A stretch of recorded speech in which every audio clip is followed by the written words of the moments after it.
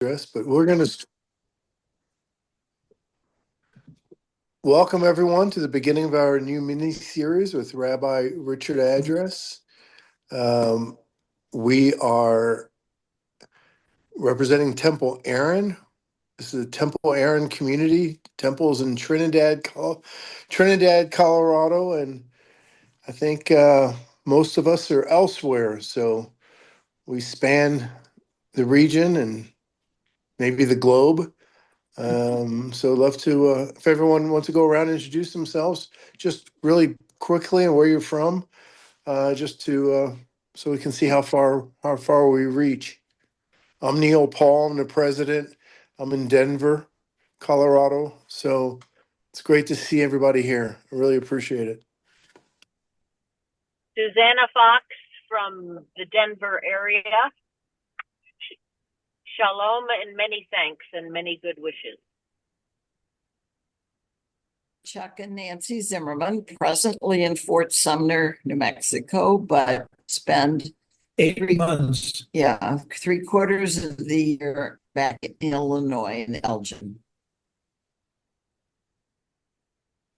Irene?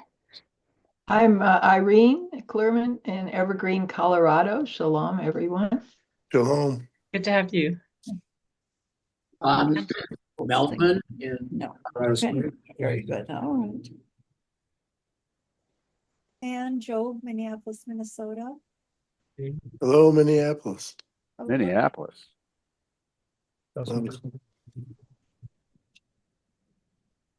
Amy? What city are you from? Hi, I am in Grand Junction, Colorado. Okay, great. Great to have you here. Thank you. We have Annette. Hello, I am from Overland Park, Kansas. Oh, wonderful. Excellent. How many inches, Annette? We have about 11 I'm counting. Oh my goodness. and counting. Glad you have power. That's good. Yeah. Yes, thank God. And Angela? Hi, I'm Angela Gordon from Fowler, Colorado. Oh, Wow, it's great great. to see you. Great. Hello, fella.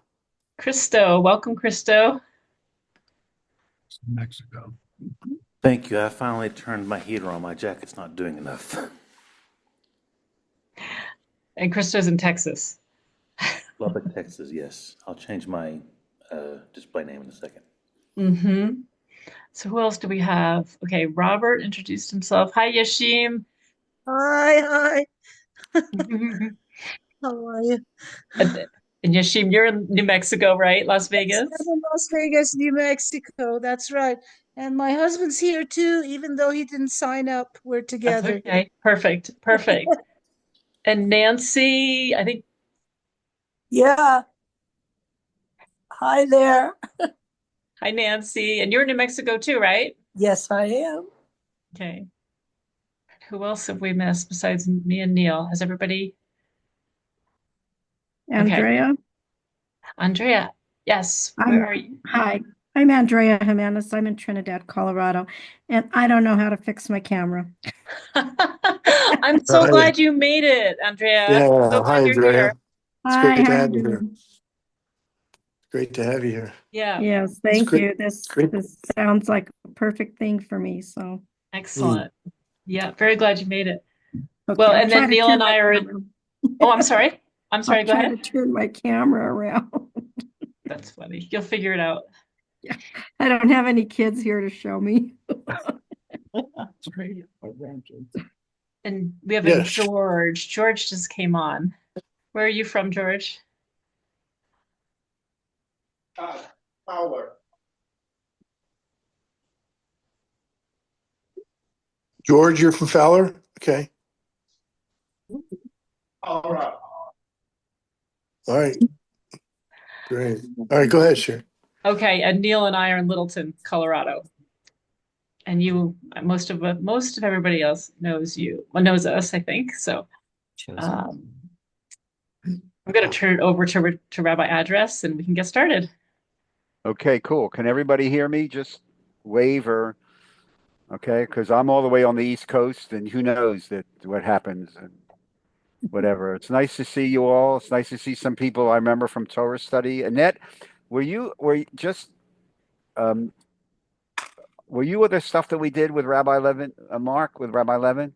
Yes, yes, Okay, okay, because I yes. I just remember we hosted you in Kansas City a long time ago. a long time ago, and Yeah, also at B'nai Yehuda many, many years ago. right. So, I remember B'nai Yehuda. yeah. Okay, okay, cool. I thought so. I thought so. All right, here we go. So we are going to begin this little adventure, which I hope you will enjoy. Let me outline where we want to go so you all know. It's sort of like when you are on the airplane and the flight attendant says, "This is the flight to so and so." So, and if you're in the wrong plane, you should get off now. So, I want to tell you what we're supposed to be doing over the next 4 Monday nights. Um, for those of you who don't know who I am, I've done a couple of Torah studies last year. Now it is last year for the synagogue, and it's very nice to see all of you here from around the country. Um, I direct a program called Jewish Sacred Aging, the website jewishsacredaging.com, and the weekly podcast, which posts every Friday morning, called Seekers of Meaning. And we're basically one of, if not the largest program that works in the area of orienting and working with synagogues and Jewish organizations and seminaries uh, around the impact of longevity on our community. So that's, and I worked for over 3 decades for their Union for Reform Judaism, directing a region and then directing all of their family-oriented programs, as well as over 25 years of experience in synagogue land. So the whole approach that we do at Jewish Sacred Aging is really saying we're not concerned with the medical aspect of aging, but we're very, very concerned with the spiritual concerns about aging, which are numerous and continue to grow. So, hi Sharon, nice to see you. Where are you coming in from? Albuquerque, New Mexico. Oh, okay. So, I got to get to Albuquerque one day. I've never been there. Oh, okay. Well, we'll show you around. Okay. So with that sort of like general background, and feel free to cruise the website. And even this is an invitation. We have people for writing for the website from all over the place. So if you have a particular interest or want to dabble in something personal or theoretical or more universal and you want to have it published, send it to me. If you need to get in touch with me, the easiest thing is just to go to the website and click on, and my email is rfaddress@gmail.com or rabbiaddress@jewishsacredaging.com. I should really put that in the chat when I can figure out how to work the chat. Sherry, Okay, I put the first one, rfaddress@gmail. And what was your second one? rabbiaddress@jewishsacredaging.com. Okay. And if you have a suggestion or anything as a result or ideas, just let me know and we'll incorporate everything. Thank you.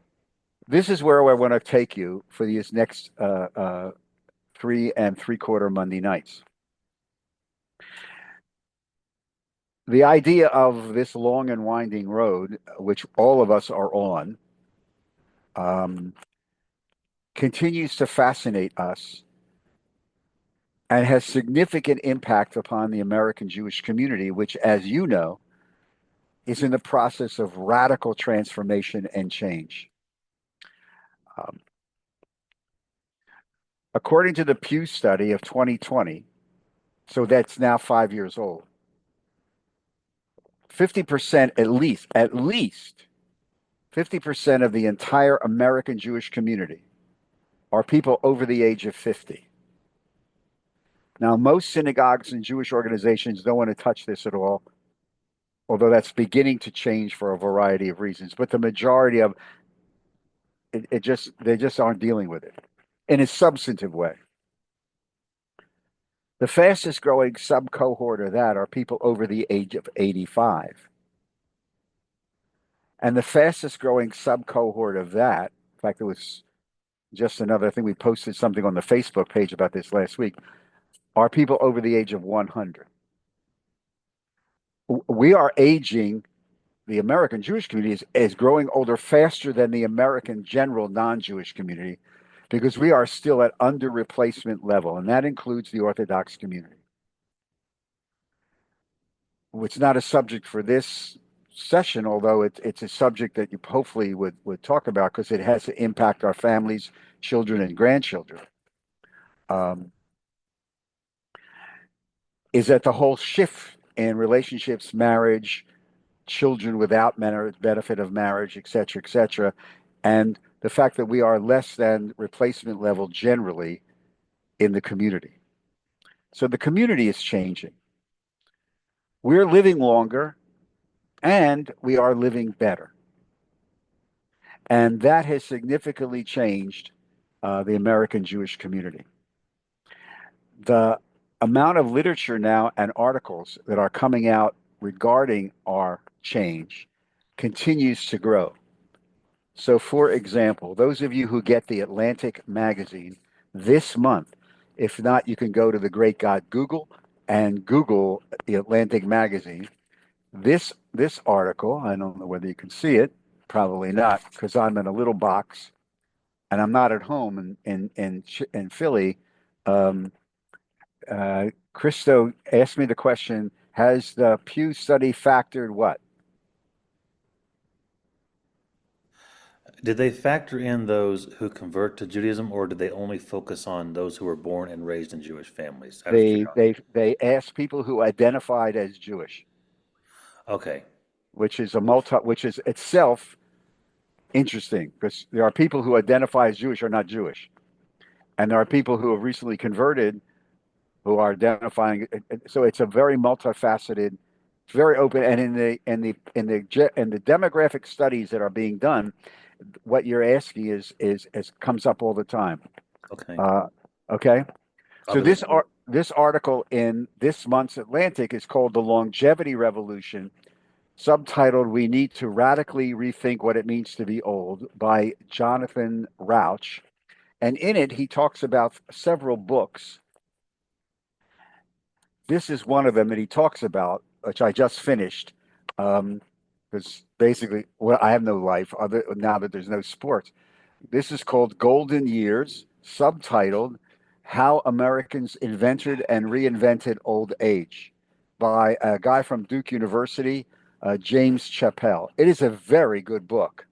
And they all talk about the fact that baby boomers, in essence, have reinvented what it means to get old. Not unusual because our generation, from our inception, wanted to control everything. And as we'll see when we get to the workshop, the session on making sacred decisions, we are now heavily involved in trying to control our own death. So, but that's a teaser for a couple of weeks from now. So the spiritual concerns of where we are in life also talk about the fact that if you take a look at the contemporary demographics of our community and the growth of the older adult population within our community, it is a mistake to lump Jewish older adults into one big pot. Because a 55-year-old person may be celebrating their child's bar mitzvah this week, and that is not unusual. They also may be taking care of a parent who is who's 80, and that 75 or 80-year-old parent may very well still be involved in excessive caregiving, taking care of a parent who is in their late 90s. What I'm telling you is not fiction. Because as a rabbi, I've dealt with this, and every colleague right now who is understanding this has also dealt with these scenarios. So we age very, very personally, and the number has nothing to do with it, because I will bet you every single one of you knows somebody, let's just take a magic number of 75, a person who is 75, who is active, engaged, maybe outside playing golf right now, if somewhere on their way to a cruise, very involved with that, and still maybe working. And next door, that same 75-year-old person may be infirm, frail, and in hospice. Same number, very, very different. And I guarantee you, people, there's enough people. There's 19 people on this call.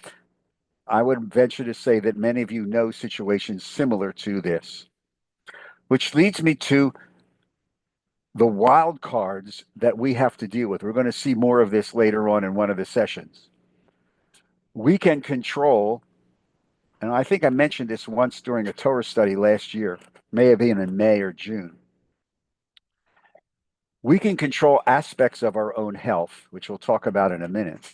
But the one thing that becomes quite clear to us as we grow older on this long and winding road, the one thing that we cannot control, no matter how much you pray, no matter how kosher you are or how anything you are, the one thing that none of us can control is time. Time. Every single one of us on this call knows somebody who thought they had more time. And as we get older, that issue of time becomes more and more powerful, which leads me to the spiritual question that is going to inform everything that we talk about, hopefully in dialogue over the next 4 Monday nights. And this is what I'm going to suggest to you is the spiritual question for each one of us. Some people embrace it, some people repress it. But I will suggest to you that every single one of us, in some way, shape, or form, deals with it. That spiritual question is, what do we do with the time we have left, knowing that we cannot control the time we have left? I'm going to suggest to you, and I believe this 100%, that is the spiritual question for us. And so we're going to try to examine this question from a spiritual perspective, not from a medical perspective, although we'll touch a little bit on that when we get to the end of life conversation, because it's very political right now.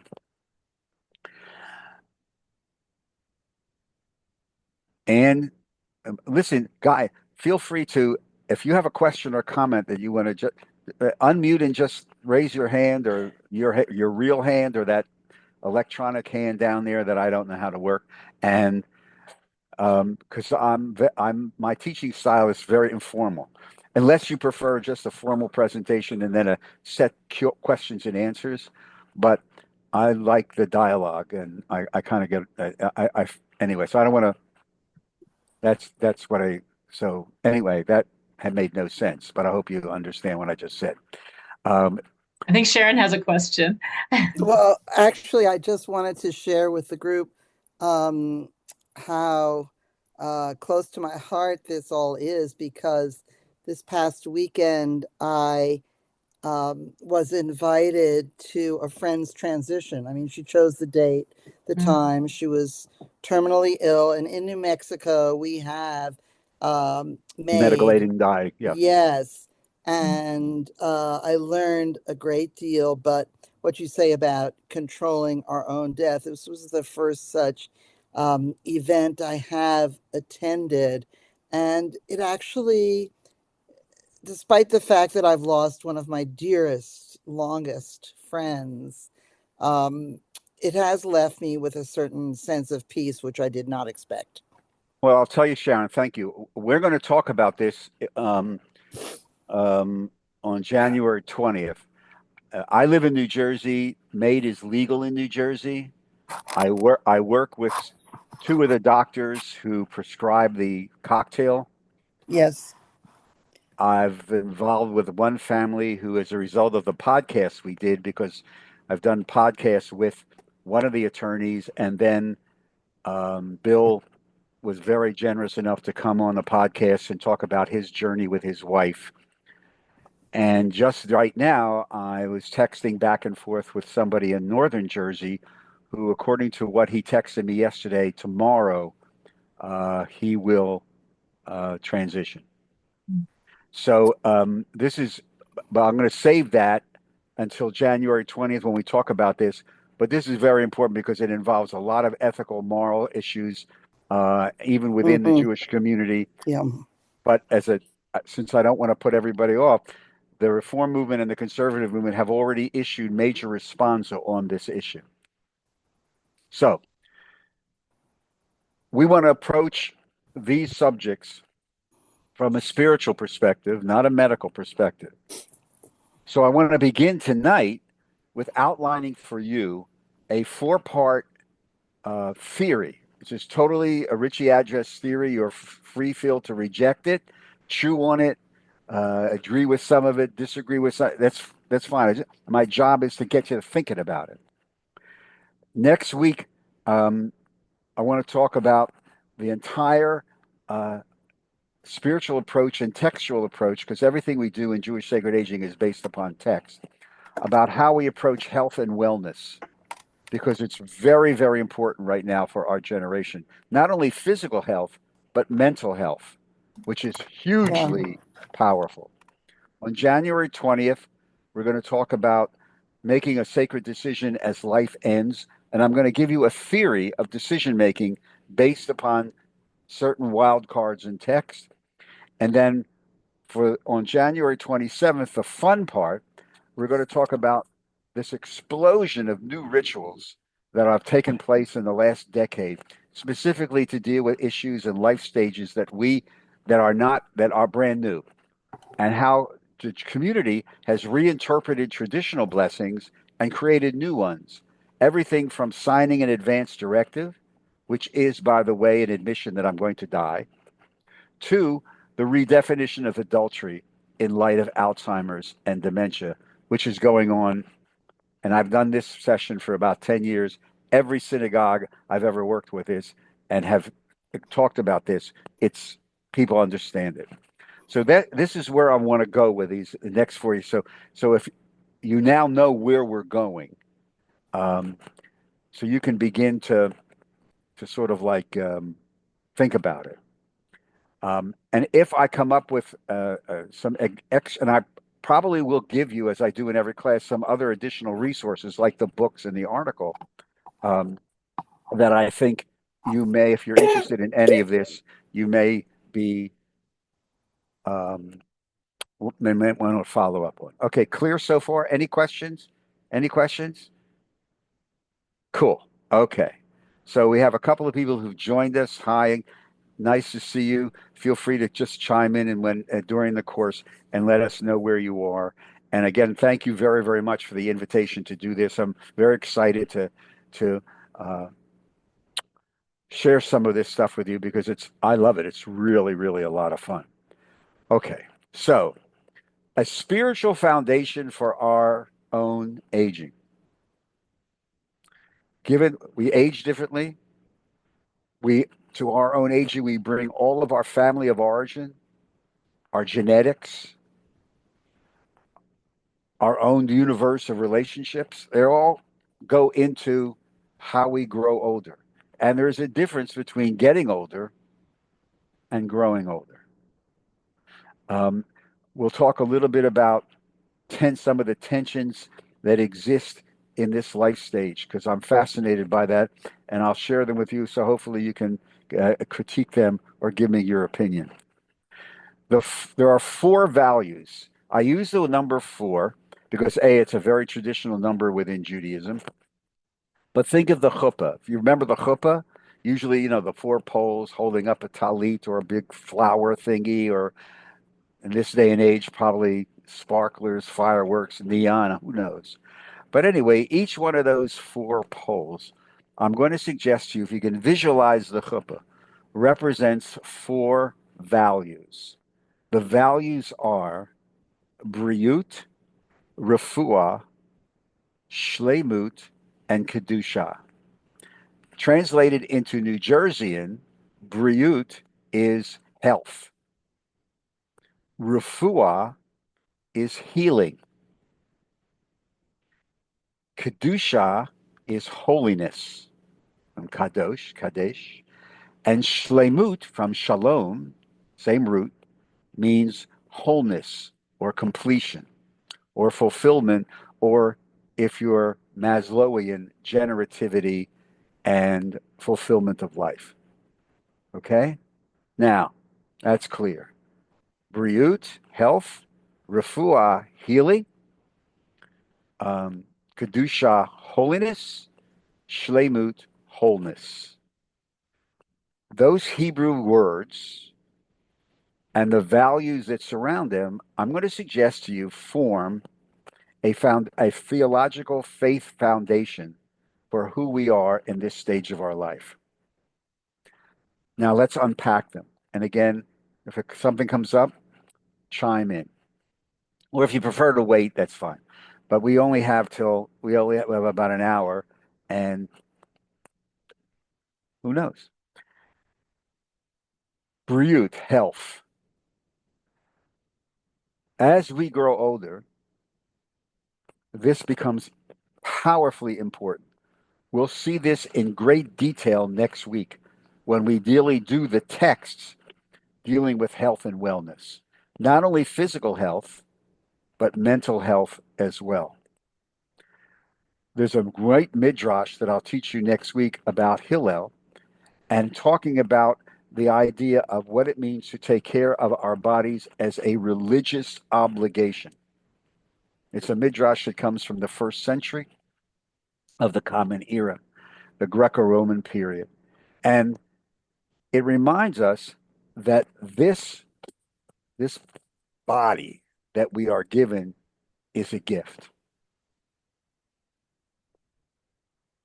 We are commanded to take care of it, not necessarily only because B'Tselem Elohim, Genesis 1, in the image and likeness of God, but how we treat our bodies, according to the tradition, is as a reflection on how we view ourselves and thus our relationship with God, whatever you call God.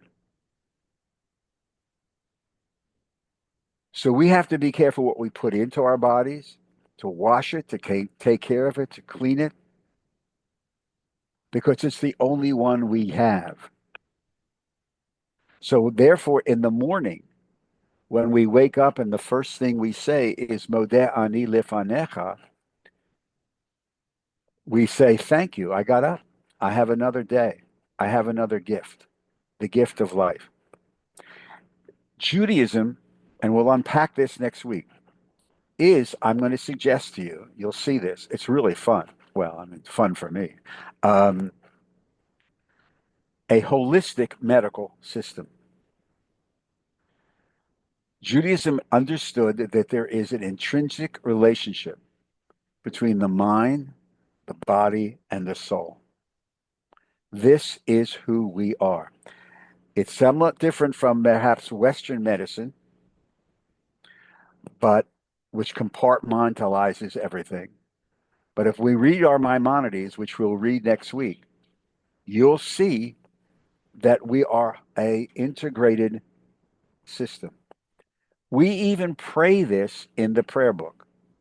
So for those of you who go to morning services, either online or at a physical building or by yourself, in every denomination's prayer book, I think, I don't know what the humanist prayer book is. I have that at home.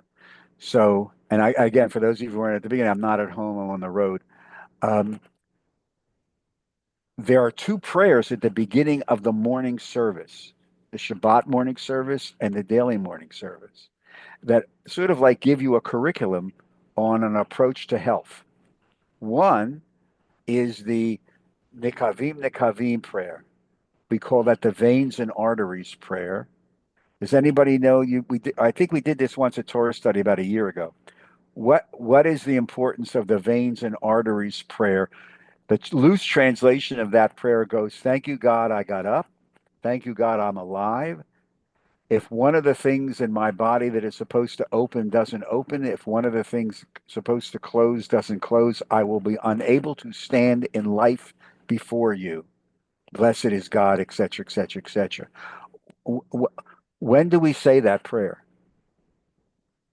Anybody want to hazard a guess? Yeah, Crystal, go ahead. Unmute and just shout it out. In all of my Siddurim, it's every morning. Yeah. But But when do we know we say it in the morning, but when? Under what occasion? For what reason? Well, since I'm in my 40s, it's usually when I get, done washing my hands after using the Bathroom. porcelain thing. The Yeah. bathroom. This is the bathroom prayer of the Jew. You can let, but people go, oh, we never look. If you look at the translation, it basically says, listen, I get up. Um, if one of the things that's supposed to open doesn't open, or if one of the things that's supposed to close doesn't close, I'm in trouble. It's very literal. You give thanks that the body is working the way it's supposed to. This is brilliant. I mean, the Jewish tradition is so brilliant about this is part of being healthy. If you turn the page, depending upon your prayer book, the next prayer is Elohai neshama shenatata bita hora. Elohai neshama, the soul, neshama, the soul that you have given me, tahora, is pure. You have given to me, and at some time that I do not know, you will take it away from me.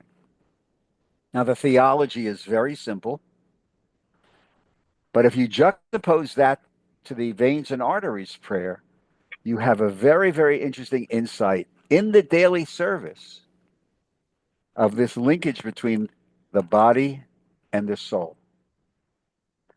Think of the Ve'ahavta. You shall love the Lord God with Eloheinu v'Eloheinu, with your mind, your body, your soul. We don't teach this enough, but I'm going to suggest to you, we'll have a little bit more on this next week. This idea that we are a holistic system is very, very powerful.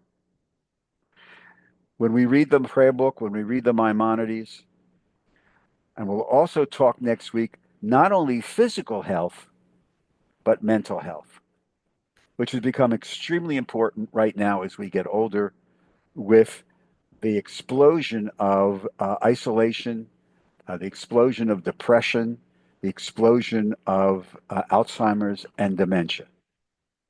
And we'll find out next week there's an actual diagnosis, a diagnostic test from the Talmud, from the 6th century BC of the Common Era, that actually talks about how you determine someone who is dealing with mental health issues and some of the vocabulary that the Talmud uses. It's going to blow your mind away. The important thing is to understand that in our theological faith foundation for our aging, the concept of health is very, very important. All of us, as we get older, are much more concerned in many ways with health than the other generations below us. And in many ways, boomers are healthier than my children and grandchildren's generation. We are much more aware of what we put into our bodies, how we take care of our bodies, than many of the younger generations. It's absolutely fascinating. But this idea of health, mental and physical health, because when you get together with your friends, we just did this with a buddy of mine who's undergoing a lot of, we're literally 3 weeks apart in age. And I've known him since 8th grade. And he's just right now in the middle of a lot of tests and stuff like this. But invariably, when I sit down with friends, people my age, not all the time, but a lot of times the first 20 minutes of the conversation is what a colleague of mine and other people have called the organ recital. What's the organ recital? How are you? What medication? What doc? Well, I got this doctor on Tuesday. I got that doctor on Thursday. I got this. I'm taking this medication of that medication. Thank you, Ashim, for laughing. It's very funny, but it's really. My friend Steve and I was just doing this. He was telling me it took 20 minutes to describe every single doctor he's going to in the next month. I said, Steve, enough with the organ recital already. You know, what's good? What happened? What's happening good? You know, so.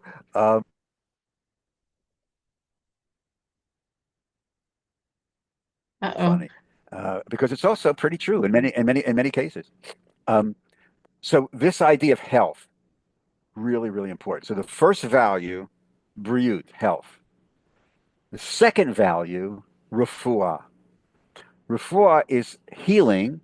It comes from the Hebrew, the three-letter Hebrew root, resh, fe, he, rofeh.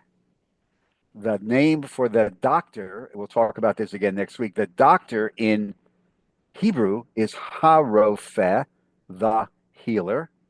So one of the constructs grammatically is refuah, the noun for healing. Healing is something that we pray for daily. In the daily Amidah, the Amidah is that big central prayer in every religious service, 7 to 18, 19 blessings, sometimes called the Shemona Esrei, the 18 benedictions, if you were raised in a synagogue that taught this. There's a prayer in the morning service that says, heal us, O God, and we shall be healed.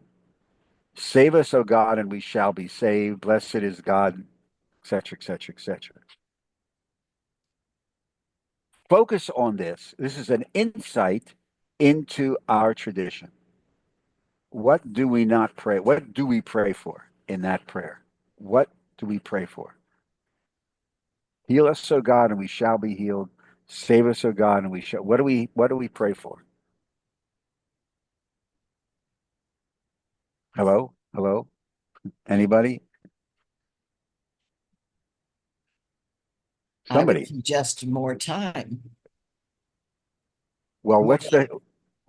Say again? more life. Well, life, but what's the word that comes up all the time? Healing. What do we not pray for? Material things. True, but think medically. What do we not pray? We pray for healing. We don't pray for what? It's a C word. Anybody want to hazard? Say again? Cure? Cure. Yeah, none of this is overly. This is sort of like the $200 question on Jeopardy. Cure. We don't pray for a cure. And I'm going to suggest to you that this is an amazing insight into the theology of the Jew. Do any of you know people who have been spiritually healed but not cured of their disease? Yashim? Yes? Yes, definitely. And it applies to myself as well as other people I've known. Yes. I have a chronic illness among many, a genetic disorder, and I was a lot sicker. But ever since I got so sick that the only way out was to actually embrace my own spirituality, I'm functioning better. I have less pain. And I keep on, going in that direction, and I'm very grateful for it. It's not a cure, but it's definitely a better life. Well, thank you, because this is exactly what I think, Yashim, I think that's exactly what this prayer talks about. One of the tensions that fall under this, somebody else? Okay, Joe's iPhone. Hi there. Yeah. Quick question on the prayer. It's an interesting observation that we don't actually say, we don't have the word cure in there in the Hebrew, but do you think the idea is present when it says Rafa'enu Adonai v'nei Rafeh, Hoshienu v'nivashea, ki sehilisenu ata. And then Aleinu Rafa Lechol Makosenu, then heal us. It's asking God to heal us, not saying What's the difference between God heal us, bring healing upon us from all our makotenu, and cure? I'm just trying to understand. Okay, I think like when you do if you remember, if you go to a synagogue on a Friday night now, and sometimes on Shabbos morning when the Torah is out, we include the Mishaberach. We resurrected the Mishaberach prayer, thanks to Debbie Friedman, of blessed memory. And if you look at the English, either that or even the passage in the Torah, uh, uh, the prayer for healing around when Miriam gets sick, uh, it's Rophe in the Hebrew, if I'm not mistaken. Heal us.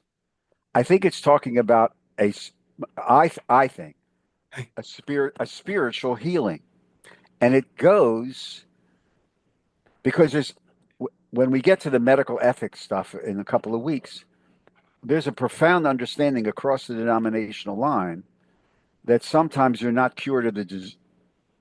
What happened? I don't know. Something all of a sudden. George shared his screen by accident, maybe. Oh, don't. So you Could you just go back? Could you go maybe just back to hit where we stop were? sharing. Yeah, George just needs to stop sharing. Hold on. I mean, I appreciate you sharing, but right now, I would turn it off if I knew how, but I don't know how to turn it off. Let's see. Let me see. George. Okay, there we go. There we go. okay. Oh, see, Sorry about that, folks. No, George, that's okay because my grandchildren are here, so I have no idea if something goes wrong. And when I do my podcasts and stuff, my producer, who's a technological genius, he like guides me through. So this idea in those prayers, Joe, the the concept really, I think, is a spiritual healing because even the responsa on a lot of the bioethics responsa, we'll talk about the fact that you can do certain things in end of life. We'll talk about this later on, but it's the disease that you're not going to be cured of because it's possible not to be cured of a disease. And Rabbi so, Edras, excuse me. yeah, whoever is that? Who is that? This is Susanna Fox. Could I take a crack? When you are finished, may I chime in? Yeah. Let me just finish this one point, and then be prepared to be prepared to chime. So Joe, like what Yashin was talking about too, goes to one of the tensions that I think reflect under this rubric of refuah. One of the tensions is the tension as we get older of acceptance versus surrender. Yes. People we know sometimes come down with extremely powerfully bad medical situations. Many cases, it's life altering. Then you begin to have a choice. You can surrender to it and be defined by it, or you can accept this and say, okay, this is a new reality, but I'm still alive. And I have life to live. And I have people that I love and who love me. And I have things that I want to do.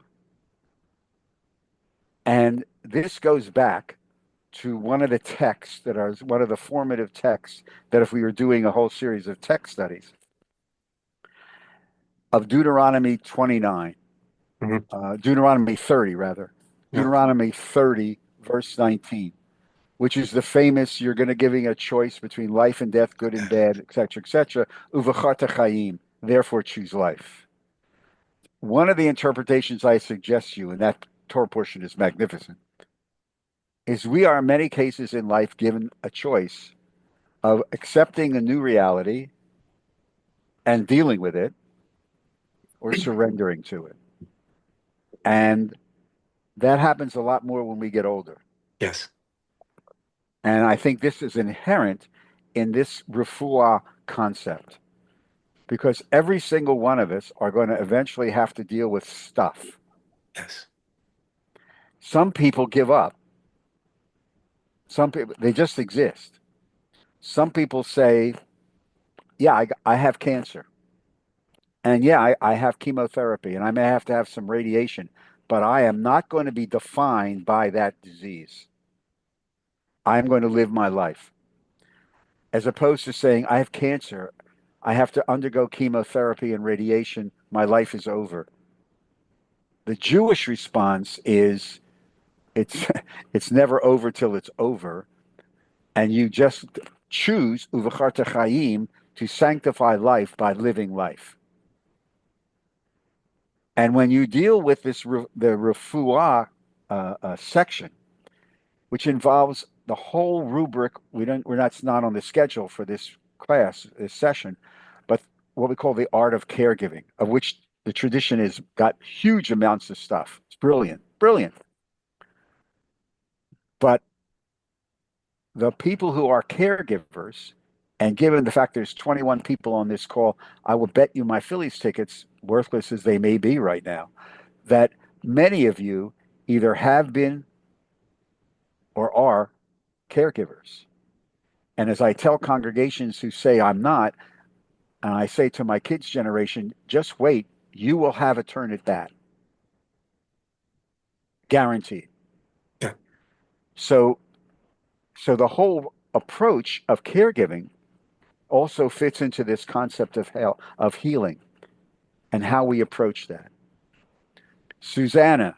Oh, could I just short follow, just a short real, could Yeah, it also be when I'm just asking, I appreciate the acceptance versus surrender. But couldn't it be also acceptance with hope for actual healing? Mm-hmm. And when it has in the bracha that we say, "V'ha'alei refuah lechol makotenu," are you limiting that only all of our afflictions and our ailments and our diseases? Could it also be both physical and spiritual? That's all I'm Absolutely. asking. Absolutely. Okay. Absolutely. And the whole concept of hope, I should bring, there's a book that's a congregant of mine just sent me, former congregant of mine just sent me on hope. But it's in the bedroom, and I'm not going to jump up and run and go get it. We are a civilization that is based on hope.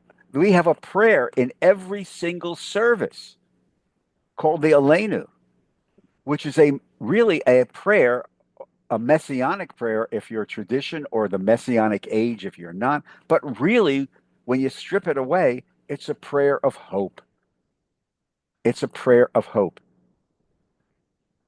And you never, and there's a responsa in the Jewish medical ethics. Hold on, Susanna. Don't go away. Blame it on Joe. He asked the follow up. So I don't even know whether you live near each other. Who knows? You could be thousands of miles away. I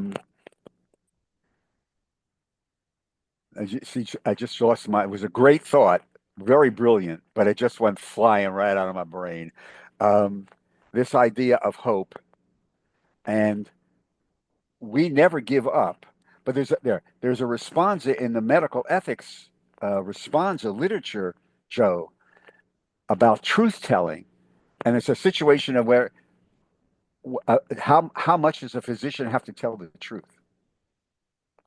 And one of the answers in the response, a very old response, is that you have to be truthful, but you never withhold the possibility of hope.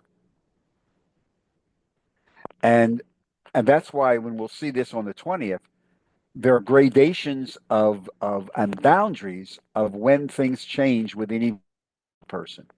When you must do something and when you don't have to, but you can anyway. It's fascinating. The tradition is so brilliant and so modern, even in the ancient, it's absolutely brilliant. So the answer to your question is yes, hope is powerful, and we deal with not only physical healing but spiritual healing. Because spiritually, I'll give you another example. Hold on, Susanna, don't get angry at me. Blame it on Joe. The second paragraph, I'll give you a perfect example. This has come up next week, but I'll repeat myself. The second paragraph of the Amidah is Ata Gibor. And it's really about in in the traditional prayer book, and they snuck it back into the new Reformed prayer book, but they never told the lay people. They snuck back in the belief in Michayim Eitim, their bodily resurrection of the dead. And the book that we did on mental health when I ran the Department of Family Concerns, I had a colleague who's a therapist and a rabbi write the fact that we have to embrace this concept because it's not necessarily physically resurrection of the body, but for people who have dealt with significant mental health issues, i.e. depression, it can be a resurrection of the soul. So that's why I go back to what we started with. Judaism is an integrated mind, body, soul situation. And these are just the examples. This stuff is really, really, really great. We're going to run out of time. Suzanne. Nothing urgent. You have spoken to it already, Rabbi. I could. I don't want to cut you off, so feel free to just bop in. Susanna, over. Yeah, that's okay. I think I'm muted, and it's just No, as well. I hear you. I hear you. I hear you. I hear you. Okay. I hope I didn't cut you off. I mean, No. Don't worry. You covered the gist of it. It's okay, just fine. Let's go ahead and use the okay. rest of the time. I can't handle the guilt. You know, I'm already working on my al hates for next Yom Kippur. This shouldn't even get to the list, Rabbi. You should see the list. This one was my fault. Remember, you don't have to say I'll hate. No, that's okay. That's true. That's true. So, in this concept of healing, the caregiving issue, the acceptance versus surrender issue, the concept of making choices around Deuteronomy 30:29 or 30:19, and in the sense of our own healing, another tension that I think is very, very powerful that I'll suggest to you, that I think all of us live with in many cases, it's this tension of holding on and letting go. Holding on and letting go. For a lot of people, we get to a stage in our life when we have to decide, do I hold on to past hurts, angers, regrets? Or do I have to just say, at this stage of my life, I got to let it go for my own mental health? And this comes up more and more and more as we grow older, because we change. And, you know, the level of estrangement, when we get to the rituals, I actually have a Kaddish for an abusive parent.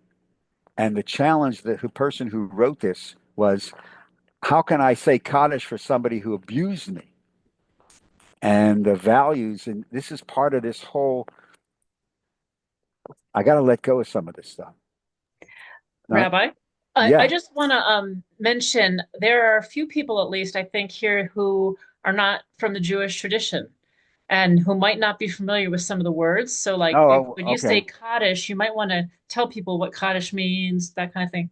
Okay, cool. Yeah. So Kaddish is the memorial prayer for the dead, and there in a prayer book, a traditional prayer book. I don't know who is not Jewish, but in the Jewish prayer book, the Kaddish prayer, which is very ancient, there's about 6 of them, 6 types of Kaddish prayers, and they're said at celebrations. They're said that in the prayer book, there's a prayer called the Chatzi Kaddish. Anyway, I'm not going to sing it because I'll break the machine. It is a border between a certain part of the service and another part of the service. And if you know your way around the prayer book, you could go anywhere in the world, and you know when you get to this prayer, we are moving from the private part of the prayer to the public. And there's a certain type of Kaddish called Kaddish Yatom, which is the mourner's Kaddish, which is the most popular, that we say on the anniversary of a death, when somebody dies at the cemetery. So when you hear somebody who's Jewish say, I say Kaddish for somebody, or Kaddish for this, that means I'm saying something like in memorial, in memory of. Very, very powerful. It's a great prayer. It's in Aramaic. It's not in Hebrew, and it never mentions death, but it only celebrates life. But that's another story. If we ever do a program on the prayer book, we'll unpack that. Okay. And if you're not familiar with the Hebrew or words that I may throw out there, just raise your hand, your electronic hand, or just do something, and I'll try and translate as best as I can. And if I can't translate it, Joe will. Okay, we only have 35 minutes, and the good stuff is coming. The third value, and we're going to go back to a lot of these will appear in depth in the next 3 weeks. But this is the canopy. This is the marriage canopy, the values that I'm going to suggest we're going to visit over and over again. So, Briut, health, refuah, healing. Third value, kedusha, from the Hebrew kadosh, meaning holy. What do we mean by holiness?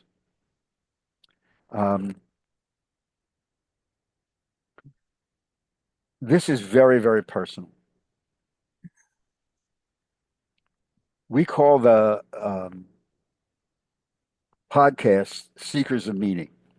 It's the name of the book that I wrote for URJ, the Reform Movement. Never will be a motion picture in any shape or form. The idea of holiness as part of our spiritual foundation is in essence how we choose, again, Deuteronomy, to live our life. And that we are seekers of meaning in that life. And this goes to a couple of issues. One of them, as we get older, has to do with really what comes up in the first prayer in that 18 benedictions that we say at every service. The Avot prayer, in the liberal prayer books, the Avot ve'imahot, the patriarchs and the matriarchs. What does this prayer talk about? It talks about legacy. It talks about the fact that we are concerned as we grow older of what we of us want to leave behind. Now, this opens the door to a conversation about eternal life. But remember, the view of eternal life is very late in Judaism. It's Pharisaic. And we really don't buy into heaven and hell. Judaism emphasizes on this is your life, the only one you're going to get. Choose wisely. Uvacharta chayim. Make choices for life. And here's why this verse is so important. Because the B part of that verse, which we rarely teach you, basically says, Uvacharta chayim, therefore choose life. Why? So that the people who come after you will be blessed. Legacy. How many of you raise your hands? Just raise your hand. Most of you have tuned out and are shut your video down. So for those of you who are still seeing, how many of you have grandchildren? Anybody have grandchildren? Okay. So I can't see the people who shut their thingies off. One of the things that this concept of holiness and this passage in the prayer book talk about is when we look into our grandchildren's eyes, it becomes aware to us at some stage that as much as we want, as much as we could pray, we cannot go where they are going to go. Can't. So what of us do we want them to take into their future? That's legacy. That's holiness. What is the memory? Because that's eternal life in Judaism. What is the memory that we want to take, that we want them to take? I've done thousands of funerals, with the exception of one funeral when I was a kid rabbi in California. When family members, children or grandchildren give a eulogy, they never talk about the material things. Never. They talk about the hugs. They talk about the trips. They talk about walking in and smelling the brisket or the Seder. That's what they talk about. The memory. Because the material stuff is irrelevant. It's the memory of those relationships, which is why I call my theology, my personal theology, the theology of relationships. That is so important. Legacy. So when you go to Torah study this week, I don't know who's doing Torah study for you guys this weekend, but this particular Torah portion is the proof text for the ethical will, Jacob's deathbed blessing. It's where the whole concept of the ethical will emerged within Judaism. The fascinating Torah study really, really is, for a whole variety of reasons. So this idea of legacy.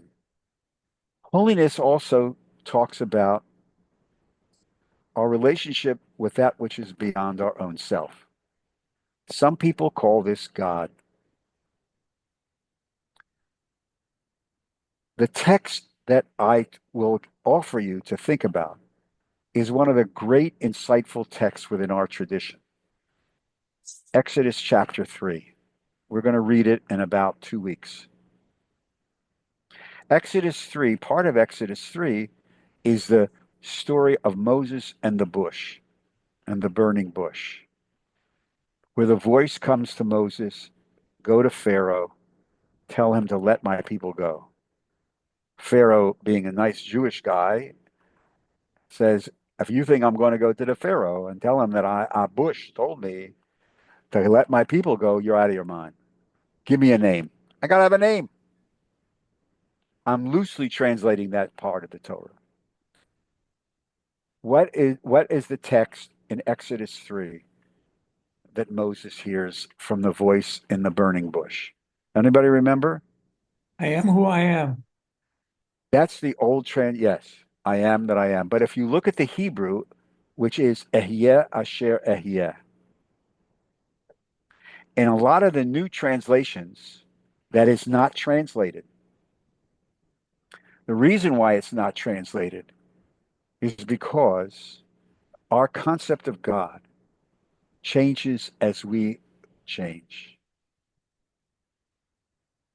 One of the gifts of our tradition, ladies and gentlemen, in creating a spiritual foundation for our aging, is that Judaism gives you the permission to constantly change your mind about what that word God means to you. There is no creed. There is no standard operating definition. Just the Shema, which says Adonai Echad.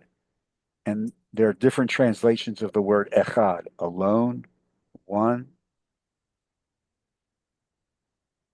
We never teach this enough. The majority of our people walk out of their bar or bat mitzvah with a 13-year-old concept of God. 20 years later, 15 years later, 40 years later, when the real world impacts them and they reach into their pocket for that faith, and out pops a 13-year-old definition, no wonder they throw it away, because it makes no sense.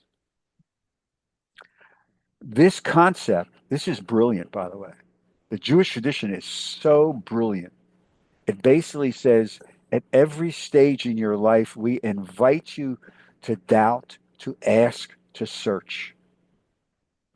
Find out what that concept means to you at this particular stage in your life. That's a gift. What a gift. It's liberating. It's frightening as hell to many people. But ask yourself the following question. I'm going to assume the majority of the people on this call are over the age of 50. Some of you may be under the age of 50. Mazel tov. Our music was better.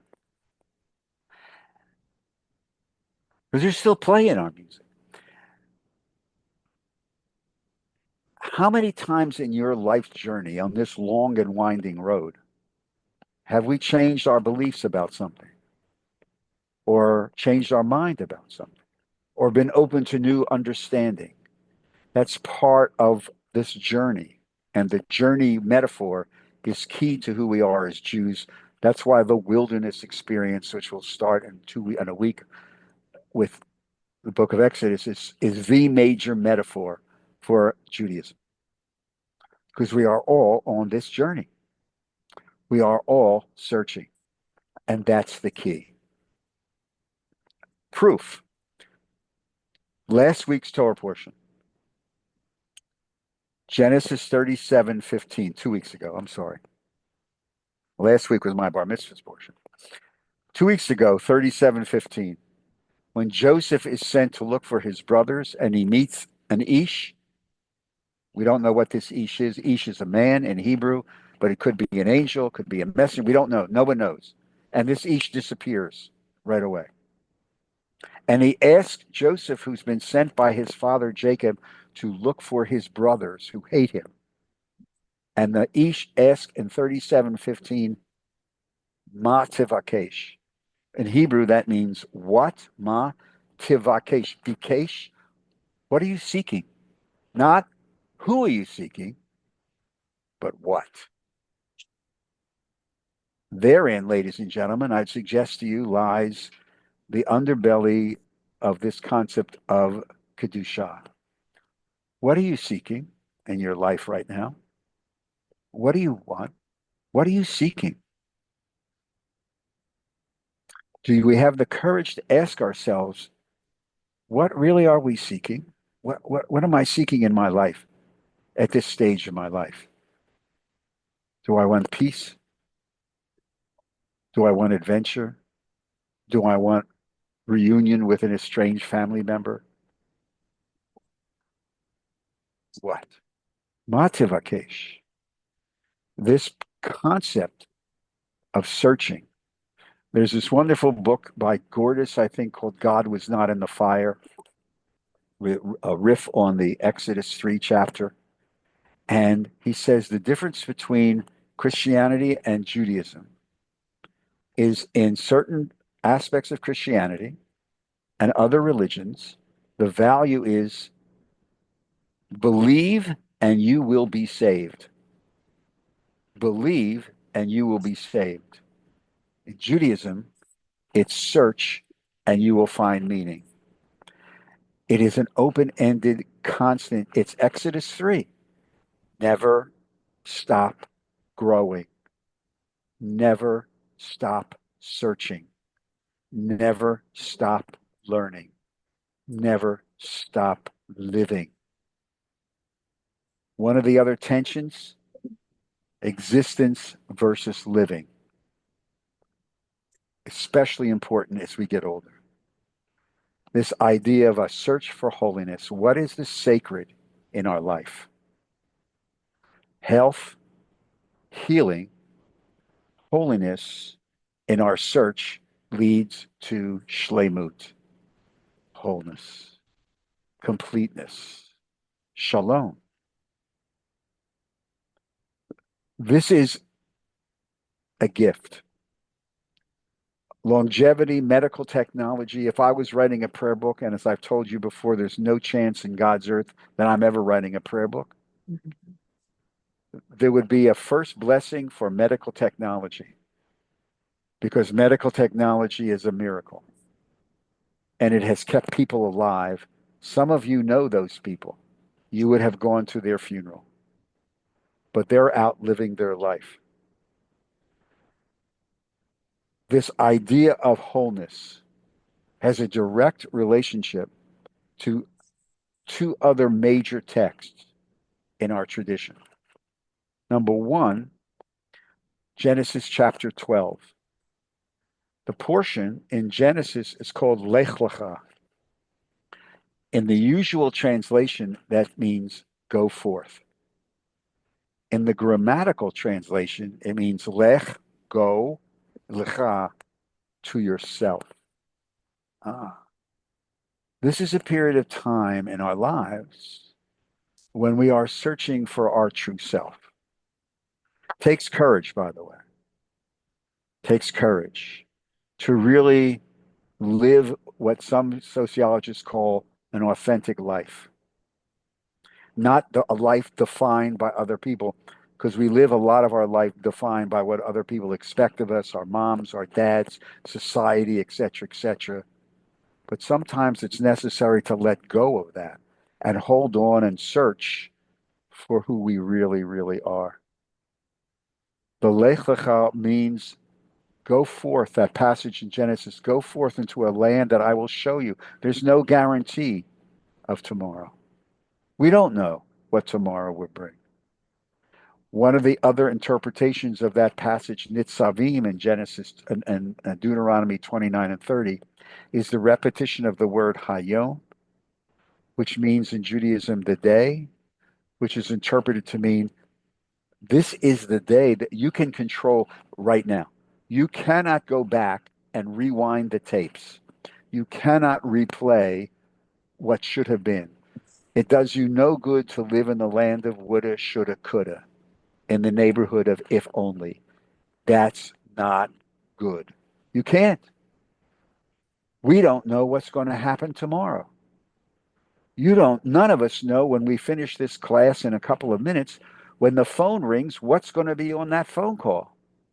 Every single one of us probably have had a situation where we've picked up the phone and gotten a piece of news, and within 30 seconds, what we thought was true was no longer true. But Hayom, right now, yeah, we have some exercise of control over today. Today. That helps focus us.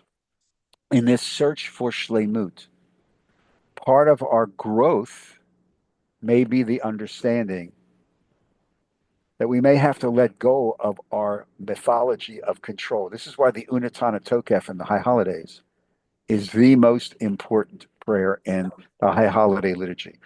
For those of you who are not Jewish, in their Jewish High Holidays, we have this huge prayer called the Unatana Tokef, which is basically a prayer of saying, you don't control much of anything of importance. It's a theological statement that God, if you believe in that, controls most things. And if this was a study of Bible, and we've talked about this in Torah study, the biblical God, the God of the prophets, controls history and controls everything. And even in this Torah portion, you're going to read a passage where Joseph, at the end of his life, is confronted by his brothers who hated him and the whole reconciliation. And when they ask for forgiveness, he says, there's nothing to forgive you for. God controlled what happened to me, from the pit to Potiphar's wife to the Pharaoh to reunion with you. God controlled that. That may not be your theology, but the Unatana Tokef in this prayer, it's a very ponderous prayer. The music of it is very serious. And it's the prayer, for those of you who don't remember, it's the prayer that goes, who shall live, who shall die, etc., etc. But it really is a message of saying, so many things we think we can control, we really don't control. So this idea of lecha, of going forth into a future we do not know, and going into ourselves and searching, underscores the most important chapter in all of Torah. I'm going to suggest, you feel free to disagree. And that it is in our search for wholeness,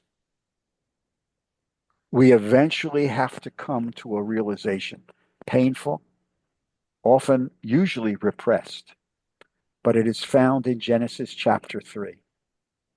Genesis chapter 3 is the mythology of the Garden of Eden, of Adam and Eve, in the tree of knowledge.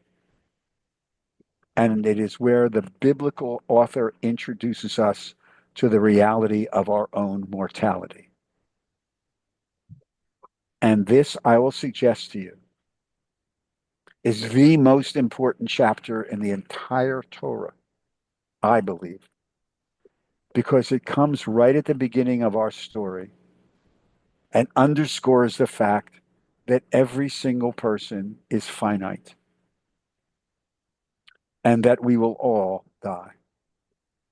And so, what are you going to do with the time you have left, knowing that you cannot control the time you have left? That's the spiritual question. And to show you how powerful I think this chapter is, and you may disagree with this 100%, which is okay. My job is to throw out some ideas. I believe that the reason for this importance of this chapter is because this is why human beings created religion. This is why human beings created God. Because we understood from the inception of our tradition, we don't want to die. And so we will create mythologies, belief systems. But the reality is the brilliance of this chapter in Genesis is that it understands it. And interestingly enough, when you get to study Torah this weekend, this chapter, these chapters, 47, 48, 50, etc., at the end of Genesis, this is where, in essence, the awareness of death is introduced for the first time. Because all the other patriarchs and matriarchs who die in the Torah up to this weekend, they're basically, Abraham died, Sarah dies, etc., etc. They're mourned, they're not mourned. But here, you'll see in the text, I don't know who's doing Torah study with you, but you can raise this. Jacob is understands that the time is coming that he is going to die. There's an awareness, and he prepares, just like he has no ethical will, advanced directive. But in essence, part of the interpretation of this Torah portion is that I have to make plans. And so when Joseph brings Ephraim and Manasseh to visit their dying grandfather, it's the mitzvah of Bikur Cholim, of visiting the sick. The Torah portion is really cool. I mean, there's some really far out fascinating stuff in this Torah portion that have direct relationship to stuff that each one of us are living. But Genesis 3, in our search for wholeness, based upon health and healing, holiness and wholeness, this chapter of Genesis 3 comes back as a fundamental. In the psychological literature, this is called death anxiety. There's a book called Staring at the Sun. I may have referred this. Any of you are mental health professionals, you may have read this. It's by Irving Yalom, Yalom. He's a therapist outside of Washington, and it's Ernst Becker's Denial of Death, which many of us read in undergraduate school and sociology class. But basically, the premise is at the heart of each one of us is this understanding that we don't want to die, and thus religion. Genesis 3. So this idea of us hope, this desire to live a life of generativity, as some sociologists or psychologists call, but really it's a sense of shlemut. I am the things. I am complete. I am complete. I am at peace. I am at peace. And if you've ever dealt with somebody in their life who basically says, I've lived my life, I'm at peace. I'm at peace where I am right now. That is a gift. That is a gift.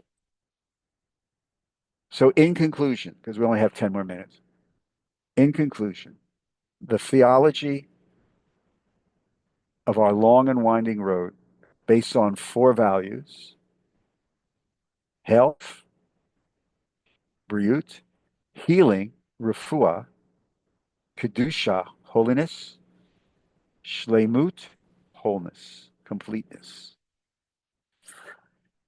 We're going to revisit aspects of these 4 values in the next 3 weeks. Next week, health and wellness. The week after that, end of life and making sacred decisions. And the final week on the 27th, the explosion of rituals, all of whom are seeking some sense of kedusha, of holiness, and shleimut in life, some of which have grown out of healing and health. Okay. Questions, comments? You've been very quiet.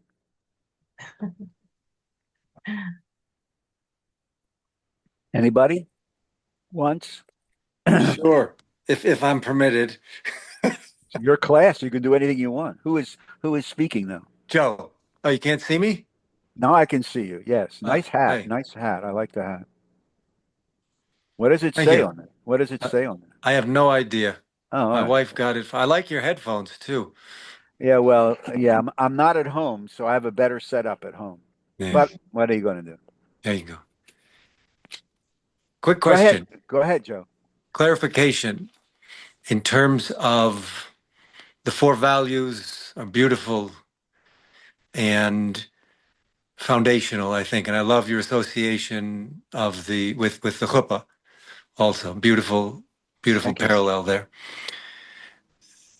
You mentioned that Genesis 3 is it's a foundation, it's very central to the Jewish tradition. And that's one of the reasons why death is why we created religion. I understood that correctly? Yeah. Okay. Just want to make sure before I ask the question. And that's why Genesis 3 is central in your understanding of the sacred. Right.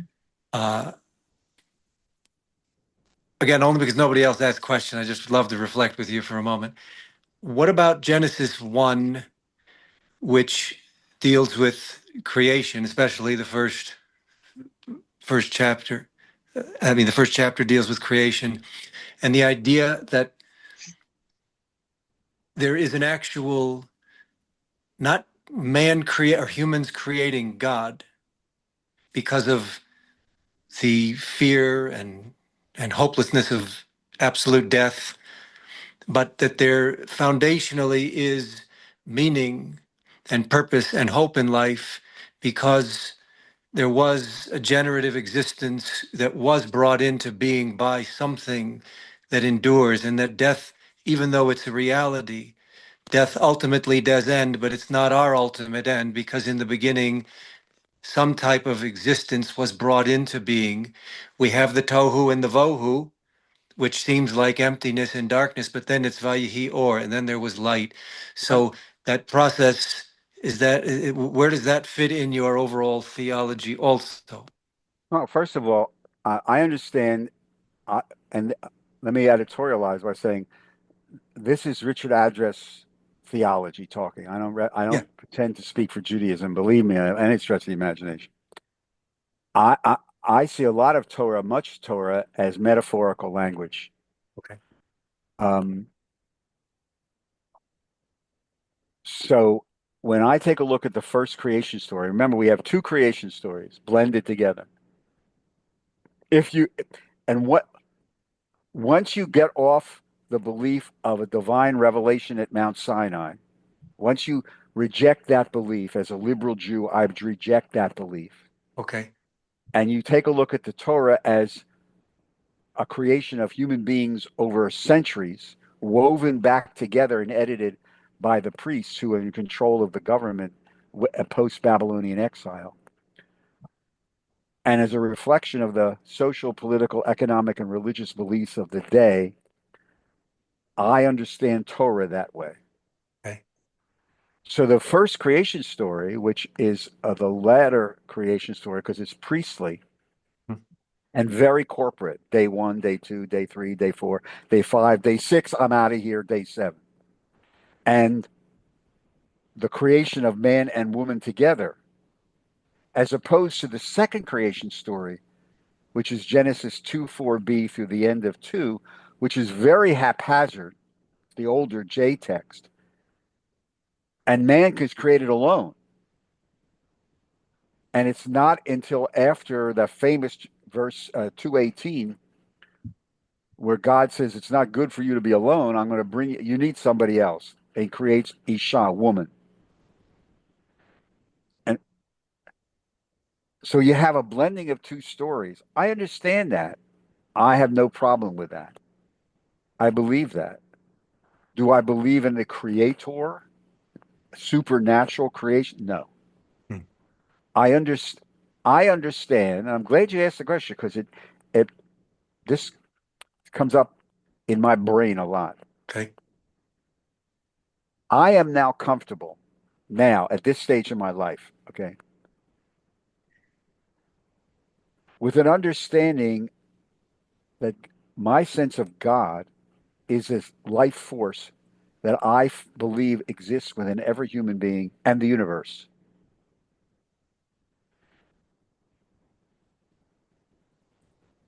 I believe that that is the force of life that propels us and that can change, and that eventually, like the Eloha Neshama, will be taken out of me.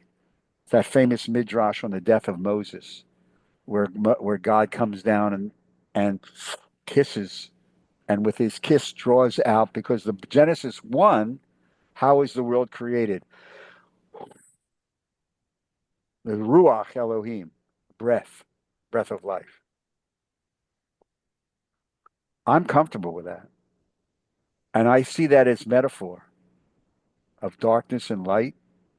And I'm very comfortable with that interpretation. And where I am right now, I'm very comfortable. Thank you. And it may not be yours, and that's okay. Because like I said, with how we understand Exodus 3, each one of us searches for our own understanding of these texts. So remember, before you do Torah study, you say the bracha, la'asok b'divrei Torah. The Torah speaks. So the Torah speaks to you at this stage. 10 years ago, when you read the same passage, it may not have spoken to you in the same way, but you're different. Yes. You're different. So, and I find this fascinating, that you will read a text and you've been reading the same text for God knows how many years, but something happened in my life that all of a sudden that text speaks to a we that I never even thought of before. That's why, again, at the end of another prayer, Ela Devarim She'ein Lahem Shiur, in the morning service, it ends with Talmud Torah Keneged Kulam. The study of Torah leads to everything else. And that's why text study in our tradition is so powerful. Because if you just let the text speak to you, just like you've done with me right now, that story of creation, you can see that in a million different ways, whether you believe in creation ex nihilo, or you take up the new Torah translations and it doesn't say when God created, it says when God began to create, which biblical critics say, well, this implies that there was not a supernatural God concept, a God creator out of nothing, but there was some pre-existing matter that was brought together to form. Do we know the truth? No. Will we ever know the truth? Probably not. It depends on how you want to read the text and how you want the text to speak to you.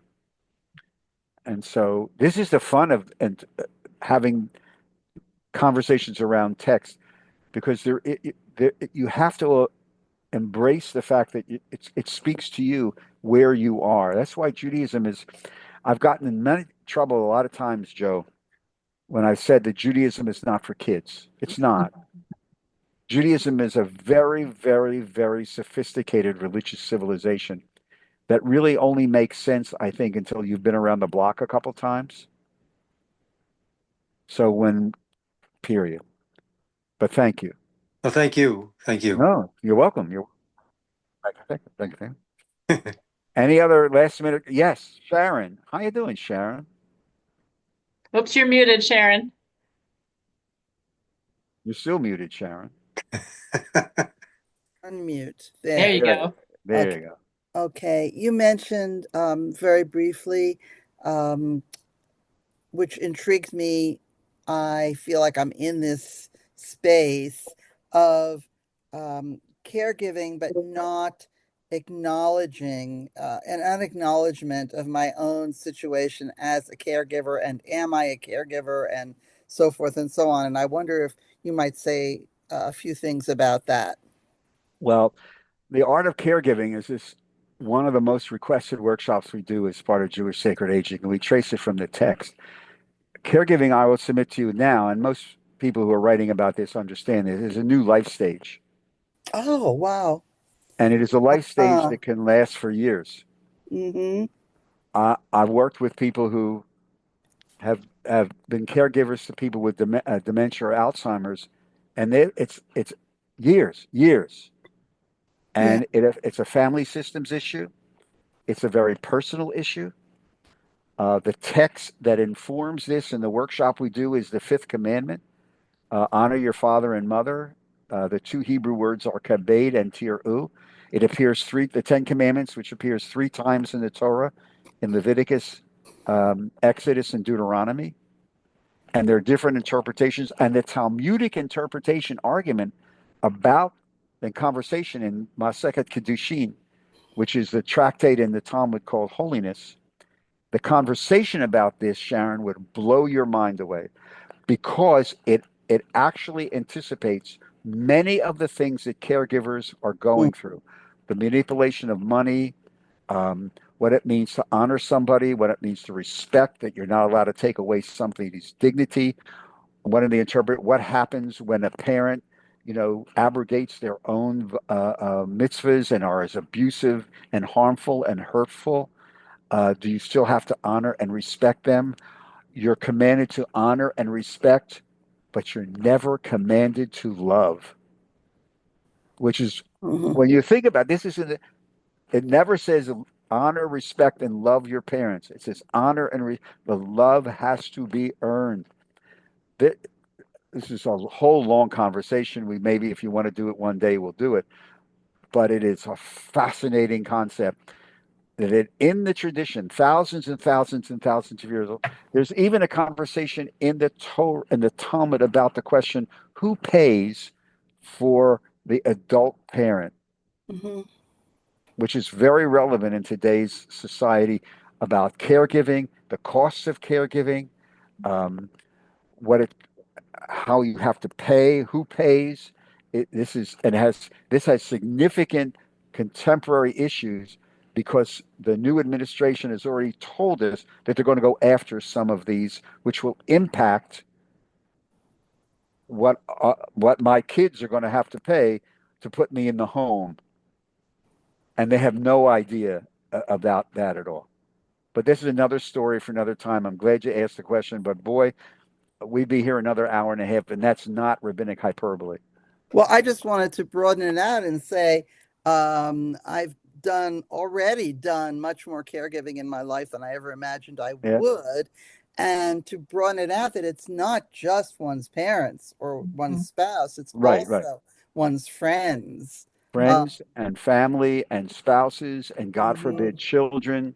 Yeah. And this is why this workshop is usually one of the most requested that we do, because so many people are involved or have been involved or will be involved in caregiving. And they don't know that there's a whole Jewish body of work that supports this and gives guidance. Oh, good. Well, I like what you say about that it's a new life stage, and it is a new life stage from that perspective. It is very much a new life stage. All right, boys and girls, next week, same time, same station. I hope to see all of you, or at least some of you. And we're going to be tackling the whole thing next week of health and wellness, mental health, physical health, the tradition, some of the midrash that inform us. some of the vocabulary, and we'll even get into, Sharon, if you remind me, some of the caregiving aspect, because it has to do with caregiver health as well, because caregiver burnout is very, very prevalent. Okay. Stay safe, everybody. Take care of yourself. I hope to see Thank you all of so you much, next Rabbi. Monday. Thank you Thank very you Thank much. you so very much. much, Yeah, Rabbi. Thank definitely. you, sharing Thank your you, Thank you, time. Paul. Rabbi. Bye-bye, Thank you guys. all Welcome, for Larry. coming. Thank you. Thank you all for being here tonight. Thank you. And I Bye-bye, just want to Sherry. say too, if some of you are not on our email list, send me your email address if you would, info@templeaaron.org, just so we have everybody's email addresses in case anything comes up, in case we have to change anything. It would be good to have that. So thank you. Thank you, Rabbi. That was Take care, great. Sherry. Bye-bye. Appreciate it. Thank you, Have a good Rabbi. night, Thank you, everybody. everybody. Stay safe.